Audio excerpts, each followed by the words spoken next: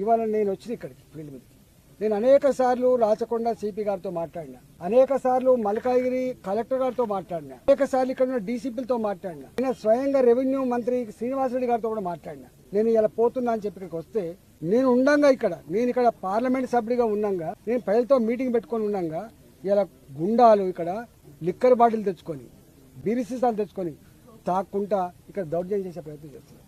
రాత్రి నేను ఇక్కడికి వస్తున్నాను తెలిసి మీరు ఎంపీ గారు వస్తున్నట, మీరు ఎంపీ గారి దగ్గర పోయినట, మీ సంగతి చెప్తామని చెప్పి మహిళల మీద దౌర్జన్యం చేస్తాడు. నేను అడుగుతా ఉన్నా సిపి గారికి, టెంట్ వేసుకుని టెంట్ కాలబెడతాం అంటే ఎంపీ గారు వచ్చే టెంట్ కూడా కాలబెట్టే స్థాయికి ఎదిగిందంటే పోలీసులారా మీరు ఎవరికి రక్షణగా ఉన్నారు? మీరు ప్రజలకు రక్షణగా ఉన్నారా? గుండాలకు రక్షణ ఉన్నారా? ల్యాండ్ బ్రోకర్లకు రక్షణ ఉన్నారా?